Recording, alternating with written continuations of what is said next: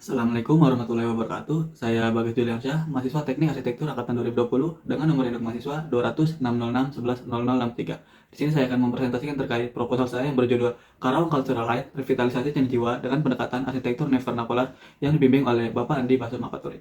Baik, yang pertama yaitu pendahuluan. Pada pendahuluan terdapat studi awal, tujuan dan kriteria, lalu ruang lingkup desain. Objek yang akan saya rancang berada di Kabupaten Karawang, yaitu kabupaten yang terletak di Provinsi Jawa Barat dengan luas wilayah 1.652 km persegi dengan jumlah penduduk sebanyak 2.400.000 jiwa pada tahun 2021. Lalu objek utama dalam perencanaan saya yaitu perkompleksan Candi Jiwa yang terletak di Kecamatan Batu Jaya, Karawang, di mana Candi Jiwa merupakan salah satu candi peninggalan agama Buddha yang diprediksi merupakan candi tertua di Indonesia. Alasan saya mengambil lokasi dan objek ini menjadi rancangan saya karena, seperti yang sudah disebutkan tadi, merupakan candi tertua di Indonesia, dibangun antara abad ke-2 hingga abad ke-12 Masehi, di mana diperkirakan berkaitan dengan sejarah Kerajaan Tarumanegara. Kemudian, Dinas Pariwisata dan Kebudayaan Provinsi Jawa Barat akan merevitalisasi dan mengembangkan wisata Candi Jiwa di Batu Jaya, Kabupaten Karawang, dan mendukung program pembangunan pemerintah, penguatan ekonomi kerakyatan yang berbasis potensi lokal serta ekonomi kreatif. Adapun isu diantaranya, nilai jual candi atau branding kurang menarik, fasilitas dan akses kurang memadai, krisis identitas asli Karawang, ekonomi berbasis kreatif dan wisata berbasis budaya saya rasa sangat tertinggal dibanding kota lain. Sehingga saya mengambil objek rancangan ini dengan tujuan rancangan wisata malam sebagai revitalisasi Candi Jiwa dengan konsep arsitektur neovernakular guna meningkatkan ekonomi kreatif dan pelestarian budaya asli Karawang. Pendekatan yang saya ambil yaitu adalah arsitektur neovernakular. Dirasa sejalan dengan tujuan utama yaitu pelestarian sejarah dan budaya dalam konteks peninggalan Candi Jiwa itu sendiri. Karena neovernakular merupakan pendekatan yang mengangkat lokalitas menuju sesuatu yang lebih modern atau maju tanpa mengesampingkan nilai-nilai tradisi setempat. Adapun nilai-nilai neovernakular yaitu konservasi nilai, tradisional, kesesuaian dalam lingkungan alam, keberlanjutan, partisipasi masyarakat, serta keunikan dan estetika. Berikutnya, ruang lingkup. Fungsi utama rancangan yaitu pelestarian candi dan tempat mewadahi kreativitas pelaku ekraf. Dan fungsi sekunder sebagai tempat pariwisata edukasi dengan lingkup objek, cultural center, lab exhibition, event space, education center, public space, dan rest area. Selanjutnya yaitu data. Di sini terdapat referensi objek, desain, pendekatan desain, keislaman desain, studi presiden, data kawasan, serta data tapak. Yang pertama yaitu referensi objek desain. Merupakan revitalisasi candi yang memfasilitasi cultural exhibition atau pameran budaya, creative space, ruang pamer produk industri kreatif, lab exhibition, pertunjukan lampu, dan event space atau wadah penyelenggaraan event. Culture adalah sebuah ruangan yang diadakan untuk memperlihatkan dan mempromosikan kebudayaan dari suatu daerah atau negara.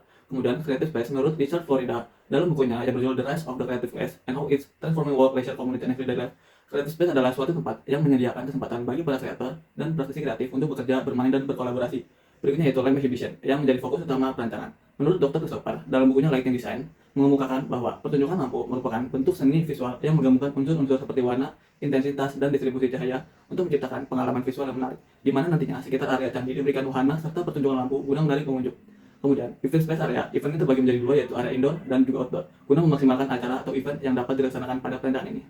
Berikutnya referensi pendekatan desain. Tujuan arsitektur neovernakular adalah untuk mengembalikan nilai-nilai arsitektur tradisional yang mendasar, sekaligus memadukannya dengan teknologi modern atau kebutuhan masa kini. Prinsip neovernakular menurut David Pearson yaitu konteks budaya. Arsitektur neovernakular mempertimbangkan konteks budaya lokal dan merancang bangunan, sehingga hasilnya dapat terintegrasi dengan identitas lokal dan menciptakan keterkaitan antara penghuni dengan lingkungannya. Kemudian kesesuaian dengan lingkungan alam. Bangunan harus dirancang dengan memperhatikan kondisi lingkungan alam setempat seperti iklim, topografi, dan vegetasi, sehingga dapat meminimalkan penggunaan energi dan meningkatkan kenyamanan penghuni. Kemudian yaitu teknik konstruksi tradisional. Teknik yang digunakan dalam arsitektur neovernakular harusnya didasarkan pada teknik konstruksi tradisional setempat yang sudah terbukti efektif dan berkelanjutan.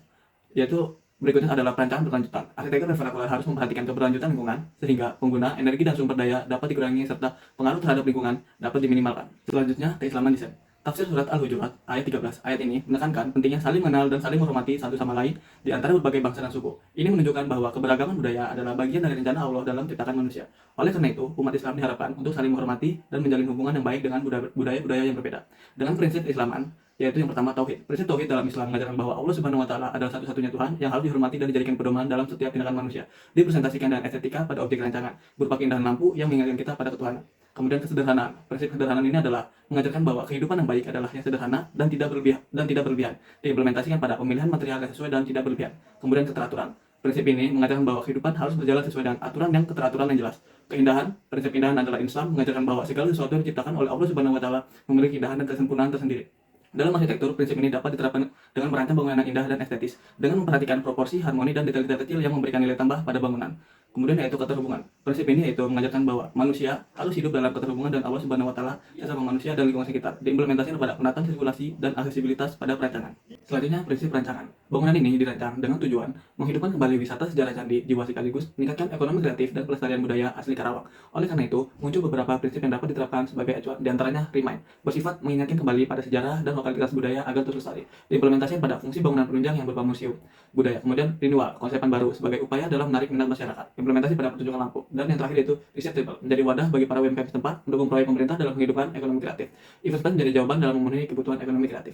Studi presiden. Yang pertama yaitu di Colomadu yang berlokasi di Solo, Jawa Tengah. Adalah sebuah kompleks industri dan pusat bisnis. Kemudian merupakan pabrik gula Belanda pada masa kolonial, namun kemudian pabrik ini tinggalkan dan terbengkalai selama beberapa dekade. Pada tahun 2014, di Colomadu kemudian direvitalisasi dan diubah menjadi kompleks industri dan pusat bisnis modern. Hal yang dapat diambil dari Colomadu ini ialah konsep revitalisasinya, di mana terdapat pemanfaatan kembali dari peninggalan pabrik gula tersebut dengan menambahkan beberapa fasilitas tambahan yang menjadi daya tarik wisatawan. Dapat disimpulkan bahwa dengan merevitalisasi bangunan dan mempertahankan unsur kolonial, menjadikan Colomadu hidup kembali meskipun dengan fungsi yang berbeda, jadi tempat wisata edukasi yang menarik bagi pengunjung. Kemudian yang kedua yaitu Museum Batak TB Silalahi Center, berlokasi di Simalungun, Sumatera Utara. Adalah sebuah museum yang terletak di Kota Parapat, Kabupaten Simalungun, Sumatera Utara, Indonesia. Museum ini didirikan pada tahun 2004 untuk memperingati jasa-jasa TB Silalahi sebagai seorang sastrawan, pengarang, dan budayawan Indonesia yang terkenal. Dirancang oleh arsitek Yoriantar dan didasari pada gagasan tentang integrasi antara arsitektur modern dan tradisional. Museum ini memiliki bentuk yang unik dan atap yang menyerupai serpikan dan dinding yang terbuat dari batu alam lokal. Konsep vernakular pada bangunan ini dapat diterapkan pada rancangan, terutama pada aspek bentuk fasad dan pemilihan material lokal dan juga unsur kebudayaan yang disisipkan di tiap sudut bangunan. Dan yang ketiga yaitu Malang Paradise Night yang berada di Malang, Jawa Timur, merupakan wisata malam terbesar di Jawa Timur yang menawarkan keindahan gemerlap, taman lampu LED, dan taman lampion. Malang Night Paradise memadukan aspek edukasi, seni, dan teknologi dalam menjadikannya objek wisata. Banyak sarana edukasi menjadi suatu keunggulan tersendiri bagi taman ini. Malang Night Paradise memadukan aspek edukasi, seni, teknologi dalam menjadikan objek wisata. Banyak wahana interaktif yang dapat menarik wisatawan untuk lebih mengeksplor area wisata. Wahana tematik juga menjadi daya tarik tersendiri karena memberikan pengalaman berbeda dan tidak monoton. Konsep tersebut dapat diterapkan pada perencanaan wisata malam, tapas dengan mengimplementasikan pertunjukan lampu yang tematik dan interaktif sehingga pengunjung tidak hanya bermain namun juga ada unsur edukasi yang disuguhkan. Selanjutnya, data kawasan dan data tapak.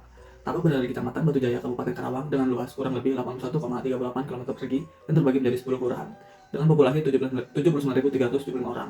Kemudian, dengan batas-batas utara menghadap Laut Jawa, barat bersebelahan dengan Kecamatan Pakijaya, timur Kecamatan Tirtajaya, dan selatan Kabupaten Bekasi. Tapak mendapat pemandangan yang luas berupa area sawah yang sejuk dan asri. Tapak dikelilingi oleh persawahan karena letaknya berada di tengah sawah. Kemudian isu kawasan, akses yang kurang memadai dengan kondisi kurang pencahayaan pada malam hari. Kawasan didominasi oleh persawahan dan minim transportasi umum. Fasilitas sekitar yaitu kurang memadai. Potensi kawasan ini berpotensi dikembangkan area pariwisata berbasis budaya dengan penambahan fasilitas umum berupa ruang publik dan ekonomi kreatif. Karena nilai sejarahnya. Untuk aksesnya hanya satu, akses dari arah timur berupa jalan setapak perkerasan beton selebar 1,5 meter yang tidak dapat dilewati mobil. Dan untuk vegetasi sekitar yaitu berupa area persawahan. Berikutnya yaitu proses desain. Di sini terdapat skema desain dan ide dasar desain. Pada skema seperti di bagan, melalui proses bimbingan dan menghasilkan revisi, di mana saya mendapatkan informasi melalui internet dan juga mengunjungi tapak secara langsung, yang nantinya akan lanjut pada analisis dan konsep dengan output presentasi berupa gambar arsitektur, portofolio, dan animasi 3 dimensi. Dan yang terakhir yaitu ide dasar desain. Ide desain saya ialah cultural light, di mana terdapat beberapa poin yaitu pertama, culture, mengingatkan kembali pada sejarah dan lokalitas budaya agar terus lestari, diimplementasikan pada ornamen yang disematkan pada desain.